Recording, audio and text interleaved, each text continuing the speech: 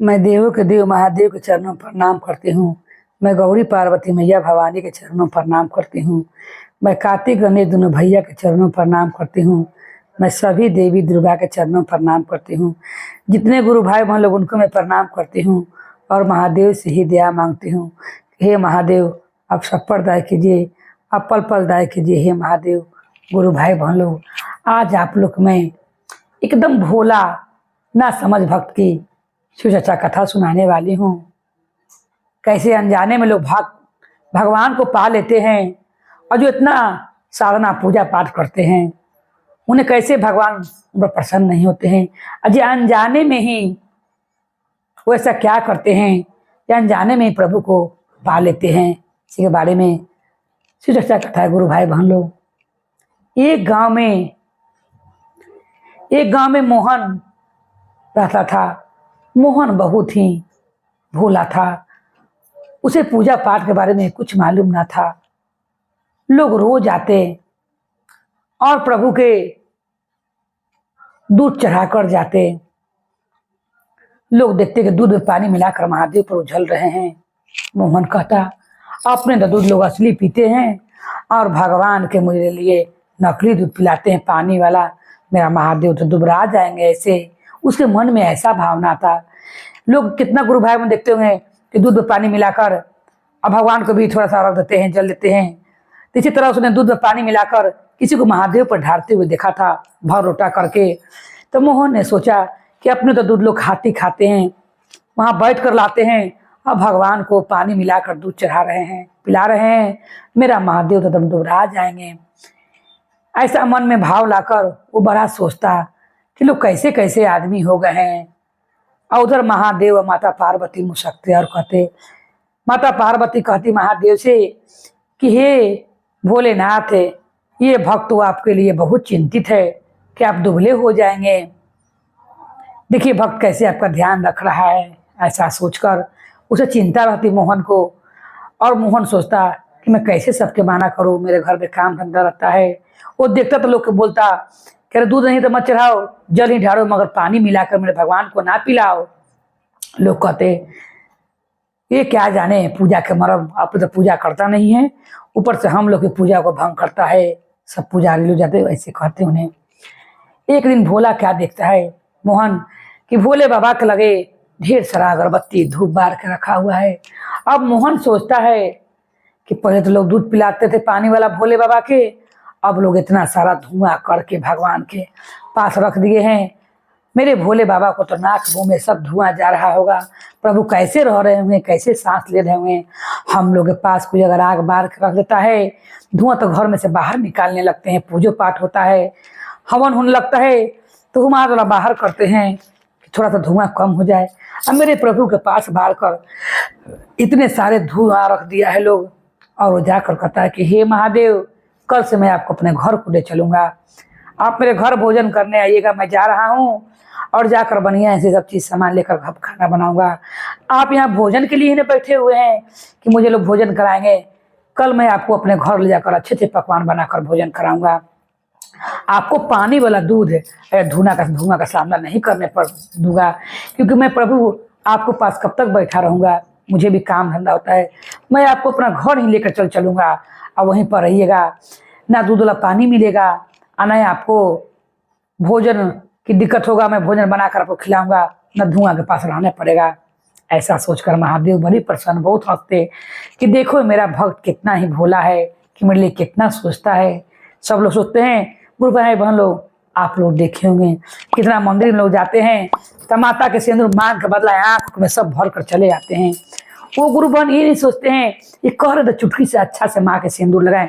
उन्हें भय रहता है कब पूजा करे आए, इसमें माँ के आंख में भी लोग गिराता है। अब श्री पंचमी के दिन मंदिर में गए हुए तो गुरु भाई बहन लोग अपना बात बता रहे हैं। माता पूजा करने के लिए देखे कि पूरा अबीर माँ को आंख में लोग भर दिया है। ऐसा पूजा नहीं करना चाहिए। अरे माँ के थोड़ा सा चरण में ठेका दे, चाहे मूर्ति माँ का नौ बना हुआ है तो जरा सा माँ के टीका कर दे। पूरा माँ को दम आंख में लोग भरे हुए थे, ऐसा नहीं करना चाहिए। मगर नहीं समझते कितना गुरु बहन लोग, वो जाते हैं पूजा हाली लेकर धुएं माता के सिंदूर पूरा मांग से ले रहे हैं, आँख में भर कर चले आते हैं। अगर अपना आँख में कुछ पड़ जाए तो आदमी तुरंत बेचैन हो जाता है। जब भगवान मानकर पूजा पाठ करने जाते हैं तो उन्हें उसी श्रद्धा भाव से पूजा करना चाहिए, ये ना कि मूर्ति समझकर जैसे आए ऐसे कर चले आए। ऐसा नहीं करना चाहिए गुरु भाई बहन लोग, ये बात को ध्यान रखना चाहिए। अब भोला तो कहता है कि भोलवा कल आपको अपना घर में जरूर ले चलूंगा, ऐसा कहकर हो जाता है बनिया ही जाकर कहता है ये बनिया में मुझसे ना नमक और अरहरी की दाल थोड़े कच्चे चावल दे दो, मैं अपने भोले बाबा के लिए भोजन बनाऊंगा, उनका मैं भोग लगाऊंगा। ऐसा कहकर बनिया कहता तुम्हारे घर भोले बाबा आएंगे? तब कहता कि हाँ मेरे घर भोले बाबा आएंगे, क्योंकि मैंने उन्हें बुलाया है। लोग पानी का दूध पिला रहे हैं मेरे महादेव के और ढेर सारा धुआं बार कर रख दे रहे हैं। भगवान भोजन करने के चलते वहीं पर बैठे रह रहे हैं, पानी वाला दूध पी रहे हैं मेरे महादेव, क्या करें? वो बोल नहीं सकते हैं, पानी वाला दूध पी रहे हैं और सारा धुआं बर्दाश्त कर रहे हैं। क्या तुम्हारे पास धुआं करूँगा तो बर्दाश्त होगा? बनिया सोचता है गाँव के लोग करे ऐसी बकबक करते रहता है। बनिया सामान देता है। वो प्रसन्न से महादेव के लिए सेंधा नमक में अरहर की दाल, कच्चा चावल सब्जी बनाता है, अरवा चावल का भात बनाता है और प्रभु को सोचता कि बुलाने जाए। और उसी परीक्षा लेने के लिए माता पार्वती कहते हैं कि जरा मैं जाती हूँ और गणेश को लेकर देखती हूँ कि आपके लिए जो भोजन बनाया है वो मुझे खिलाता है कि नहीं। महादेव कहते हैं क्यों नहीं पार्वती जाओ, वो इतना भोला है कि आपको खिला देगा और मेरे लिए फिर से बना देगा। माता पार्वती कहती है ठीक है, जब भी समझ में आ जाएगा मैं जा रही हूँ। पहले माता पार्वती आती हैं बूढ़ी के रूप में और कहती हैं बेटा बहुत कष्ट से भूख लगा हुआ है, 5 दिन से मैंने भोजन नहीं किया है, मेरे बेटे ने मुझे भोजन नहीं दिया है, कुछ बनाया दे दो। सोचता है मोहन कितना सारा मैंने भोजन बनाया महादेव के लिए, इस वजह से खिलाता हूँ। बूढ़ी माँ का भोजन कराता है, उनका मन प्रसन्न होता है। माता पार्वती आशीर्वाद देकर चली जाती हैं। उतने में 2 बालक का रूप लगे गणेश कार्तिक आते हैं रोते हुए और कहते हैं कि मेरी माँ कहूँ चली गई हैं और हम लोग के लिए भोजन नहीं बनाई है, बहुत भूख लगा हुआ है, हम लोग कहाँ जाएं, कुछ थोड़ा सा भोजन करवा दो। उतने में वो भोजन फिर सोचते हैं कि अब तो महादेवी के लायक भोजन है, अब मैं क्या करूं। फिर वो भोजन कार्तिक गणेश को करवा देते हैं। कार्तिक गणेश भोजन कर लेते हैं। वो तो 2 लड़का बन के आते हैं, वहां से चले जाते हैं। अब लास्ट में महादेव आते हैं और कहते हैं लाठी लिए हुए कांपते हुए कि बच्चा बहुत कष्ट के भूख लगल है, क्या तुम्हारे पास थोड़ा सा भोजन है? वो कहता है ये कुछ भी भोजन है, थोड़ा सा बचा हुआ है। अरे प्रभु के लिए मैंने इतना रखा हूँ, मगर ये भी आप खाना चाहते हैं तो खा लीजिए, अब मैं महादेव को क्या खिलाऊंगा। ऐसा कहकर वो जाता है और जाकर कह के आता है कि अभी रुकिए, आपको भोजन दे के जाता है महादेव से कहने।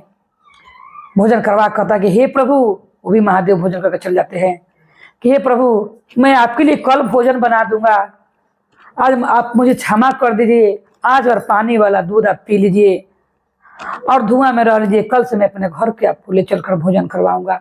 क्योंकि आज एक बूढ़ी माँ आई थी, 2 लड़का और एक बाबा आए थे, आपका हिस्सा का भोजन मैंने उन्हीं को करा दिया है, बड़े भूखे हुए थे, मुझे क्षमा कर दीजिए। वो बनिया पर सुनते रहता है और कहता है क्या तुम्हारे घर महादेव आ गए?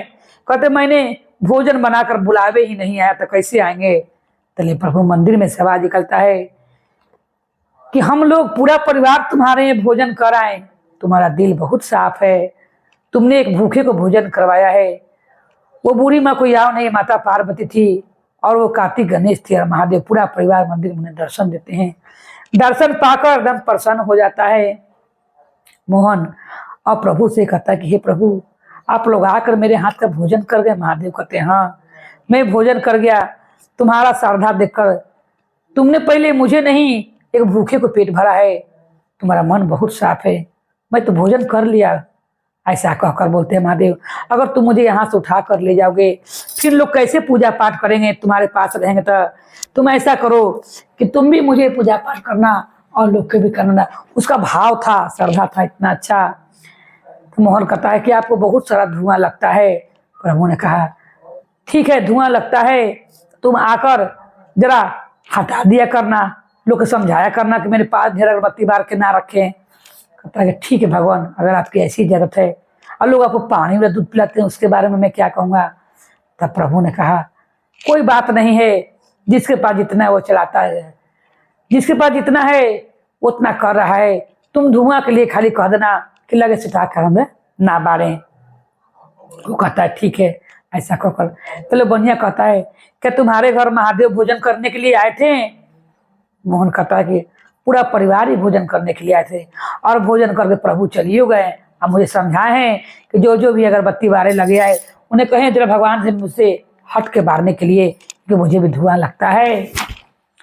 अब ऐसा कह के तब वो सोचता है कि इसके घर है तो मेरे घर भी आएंगे, और वो भी जाकर महादेव को आज्ञा दे आता है कि मेरे घर आइएगा, मैं भी आपके लिए भोजन बनाऊंगा।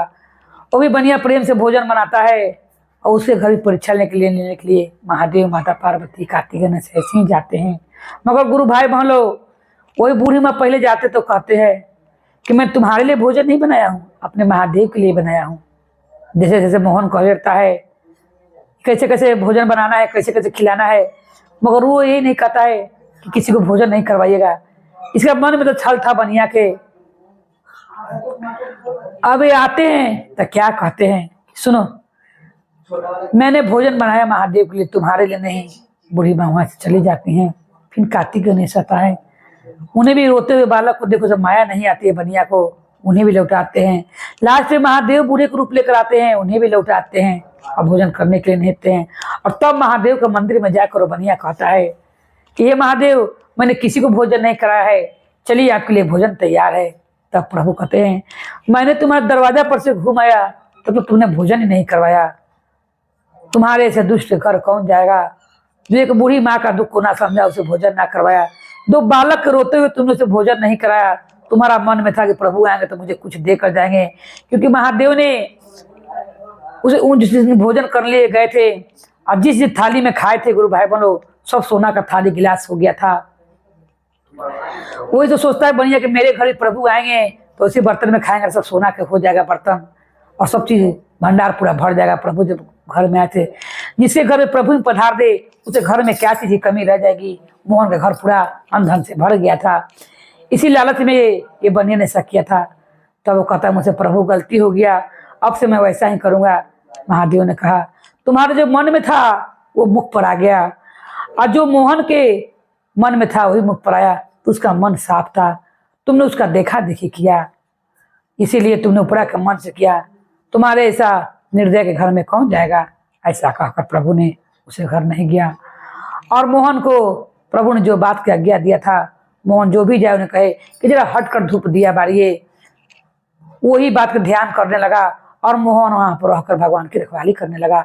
जो भी आए उन्हें वो बोले कि जरा हट कर धूप दिया बारिये, उन्हें ज्ञान दे, उन्हें बताए कि आपका अपने पास धुआं बार कर रखते हैं, एक मच्छर वाला भी बार करने लगता है, तो साइड में कुछ धुआं से आदमी का मन सांस कच कच करने लगता है। मन गुरु भाई बहन लोग सब लोग धीरे धीरे गाँव के लोग समझ जाते हैं, और प्रभु से थोड़ा सा हट के बार कर रखते हैं। ऐसा करते हैं और सुखी पूर्वक से मोहन फिर अपना रहने लगता है, और पूजा पाठ भगवान का रोज जाकर करने लगता है। बोले हर हर महादेव की जय, गौरी पार्वती मैया भवानी की जय, भैरव भैया की जय, हर हर महादेव की जय।